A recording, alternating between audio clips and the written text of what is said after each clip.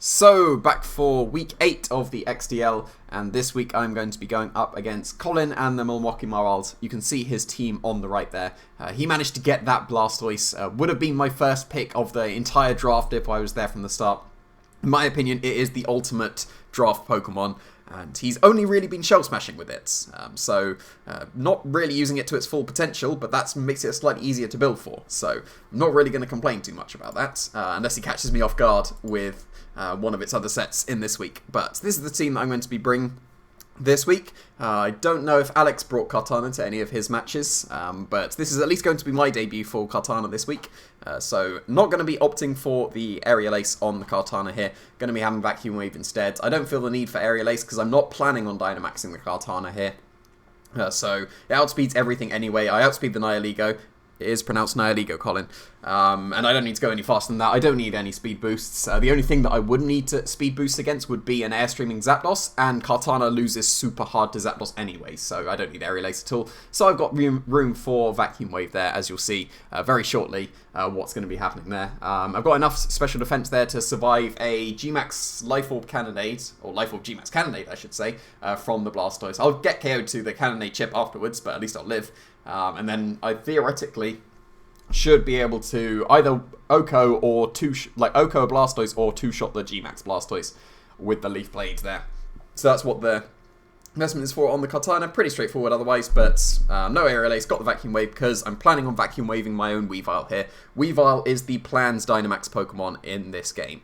So he only has Blastoise as the Ice Resist, and then everything else is at least neutral or Ice is super effective against. So theoretically, I've got the Weavile to break through everything else except the Blastoise, and that's what the Kartana is there for.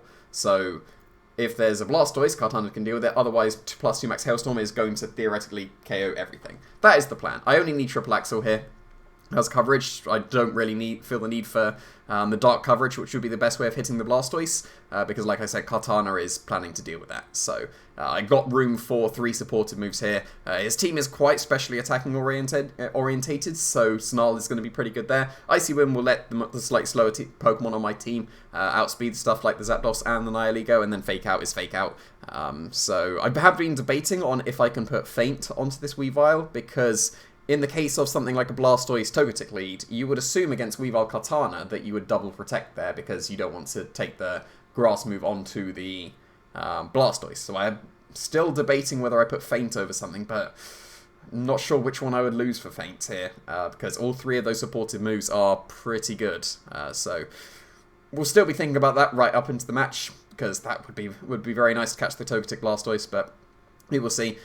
Just got enough speed down, speed the Nihilego again, with just 1 point faster, so that I don't speed tie with my Kartana, and then the Weavile would hopefully be able to take care of the Togetic with the Max Hailstorm, and then the Kartana can follow up into the Blastoise with the Leaf Blade. So theoretically, I don't need Feint. I could just Vacuum Wave myself immediately, which is a bit more risky considering that they could just go Follow Me Shell Smash on their first turn, but surely not, at least in game 1.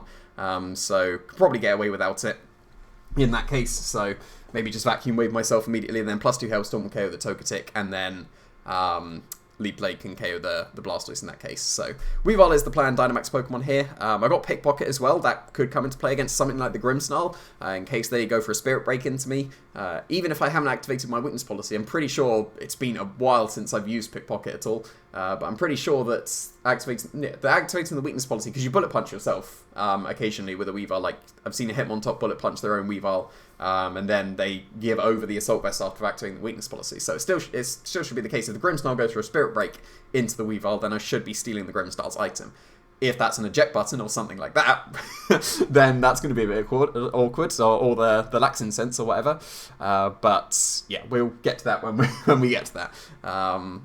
But otherwise, like, pressure would only really be seeing if there's a Scarf Zapdos that isn't carrying static, which it might not because Tapu Fini, but probably still will. But yeah, hopefully Pickpocket doesn't come back to bite me. It has the potential to have some bad stealing of items. The worst case would be something from that Grimmsnarl, but at the same time I could steal something like a Light Clay if Grimmsnarl opted for the screens as well. So slightly risky item. But really, if it's the Lax Incest one, they can't trick me at all. Like, Weavile is immune to all the Grimmsnarl stuff apart from Spirit Break. So theoretically, I'll just be able to Vacuum Wave myself and KO the Grimmsnarl, because they would surely see the Kartana as the threat initially if they do lead with the Grimmsnarl. They're not going to fake out the Weavile because I'm going to be the one faking them out, or they're going to fake and then also theoretically not going to fake out the Kartana because that's going to be the Dynamax Pokemon. So we will see.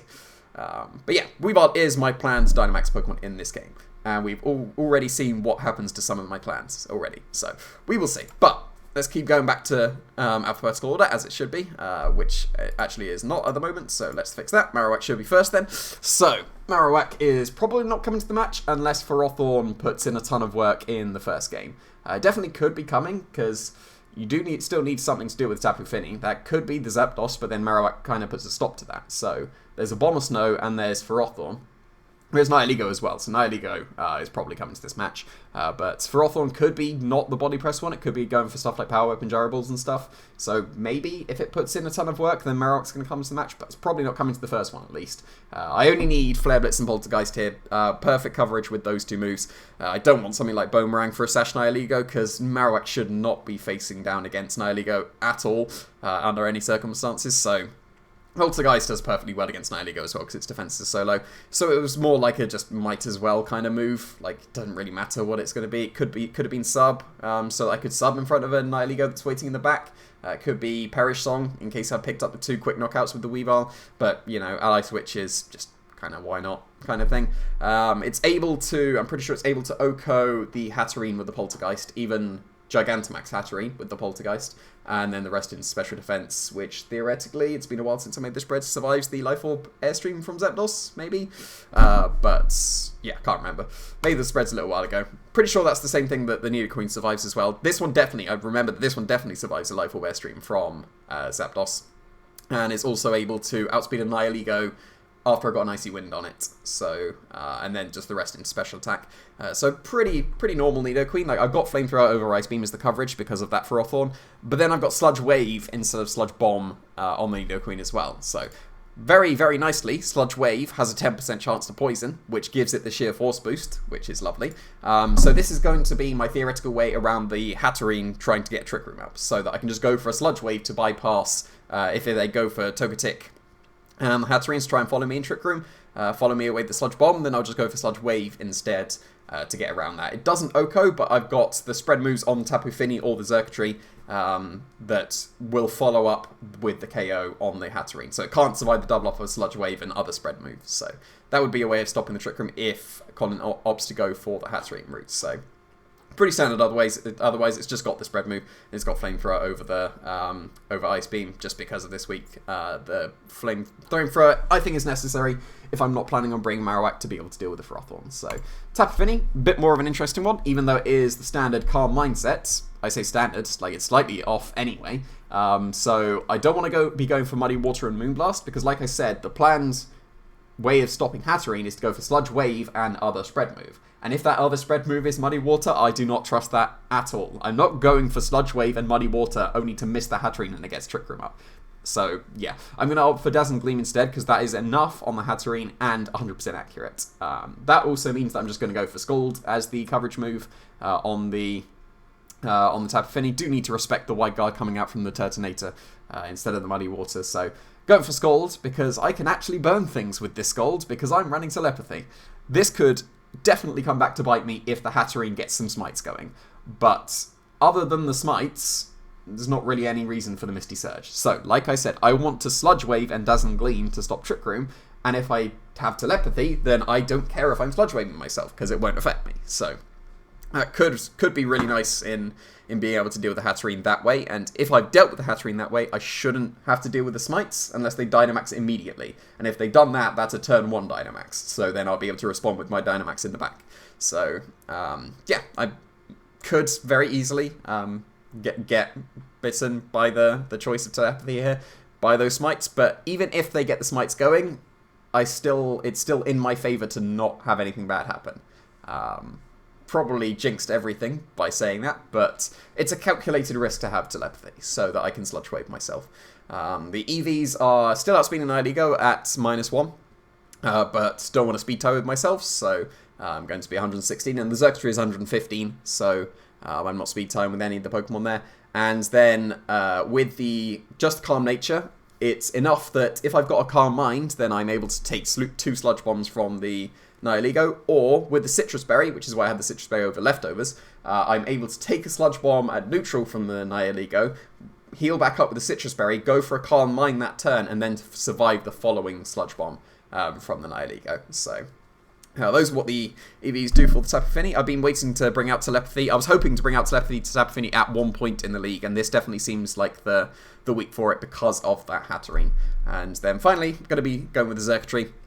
Once again, going to be choice specs this time because, like I said, I'm not planning on Dynamaxing the Xerxtree. I'm planning on Dynamaxing the Weavile. So if I'm not Dynamaxing the Xerxtree, then I just want to go for raw damage with the Xerxtree, and choice specs is going to be able to do that very nicely here. So I've got enough speed, like I said, outspeed Nihilego at -1, but it's between Tapu Fini and the Nidoqueen, so I don't speed tie with them. And I wanted Modest if I could, and I just can, while still being able to survive a Power Herb. Well, I say Power Herb, it doesn't have to be Power Herb. A +1 Meteor Beam from the Nihilego, and I was able to do that while still having Modest. So because the special attack is so much higher on Xerxtree than it is on the special defense, if I went for Calm, then I lose, look at that, that's what, 19 special attack points in return for what would have been 11 there. So that's 8 stat points that I don't have to sacrifice just because I would have needed something other than Modest. So should be strong enough. Like, I haven't done any offensive calcs with the Xerxtree, but I felt like Modest choice specs, that's going to be enough, right? So yeah, this would be a very guaranteed way of getting around Blastoise Togetic. Like if I go into game 1 and do the Vacuum Wave myself as they double protect and then Hailstorm, Leaf Blade, that'll work out, but then that's going to come down to Mind Games next game about that. So Xerxtree is a way of getting around Blastoise Togetic. I just click Discharge and there's nothing they can do. Even if they're Wackenberry, they're still going to take a ton. So we'll have to see about that. But yeah, planning on leading Weavile Kartana or Nidoqueen and either Tapu Fini or Xerxtree, depending on whether I think that Hatterene is coming or not Hatterene. I think the Weavile Kartana will be a little bit more awkward into the Hatterene because I would expect it to be something like Focus Sash so it could guarantee the Trick Room. In the face of Kartana at least, maybe even if it's Babiri Berry it would be able to do that. But then you have to contend with the Max Overgrowth that could come out from Kartana, so yeah, could be a bit more awkward, especially because I don't have Taunt on the Weavile, which wouldn't have worked anyway because it's a Hatterene, so yeah, we will have to see. I'm planning on Dynamaxing the Weavile. We'll have to see if it puts in the work. And we'll have to see if the Kartana is going to be able to shine in its debut. So, yeah, I don't really have an outro, so